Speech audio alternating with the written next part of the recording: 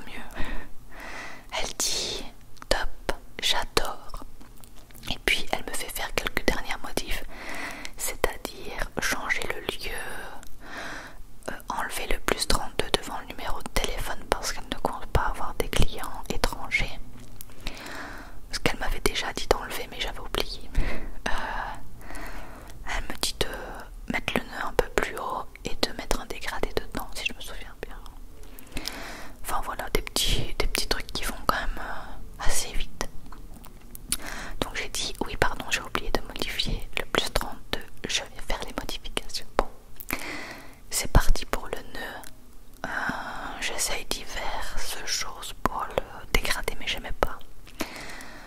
Du coup, bon, j'ai travaillé un peu dessus, puis ça, j'ai trouvé un truc que j'aimais bien. Après, voilà, j'ai enlevé le plus 32 et j'ai changé le lieu.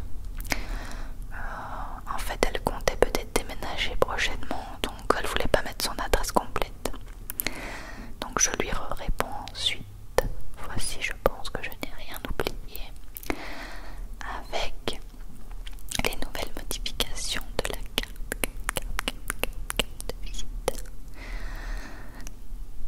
On discute toujours par Messenger, enfin le Messenger de ma page pro ou alors WhatsApp, ça dépend.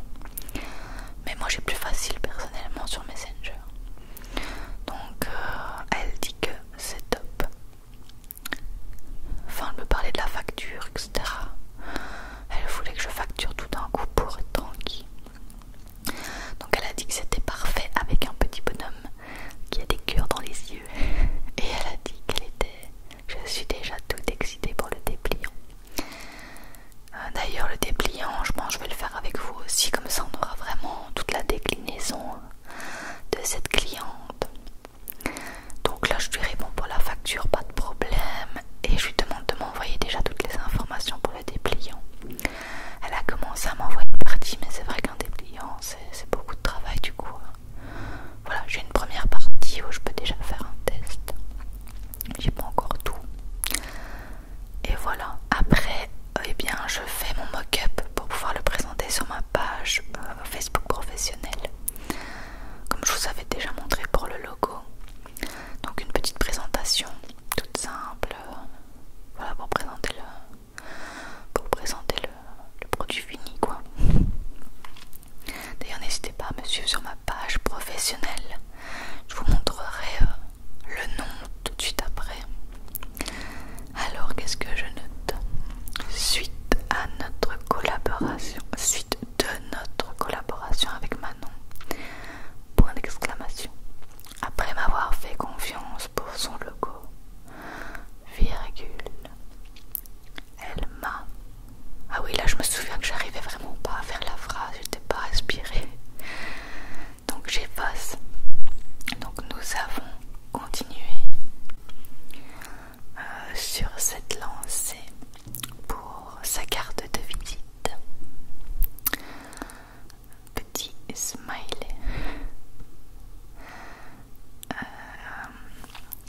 Le chargement de l'aperçu est toujours hyper lent, je sais pas pourquoi.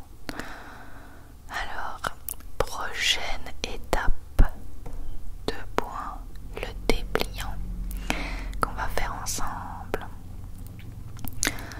Et je vais ensuite vous souhaiter également une communication visuelle, authentique et professionnelle. Désolée Sébastien qui gigote.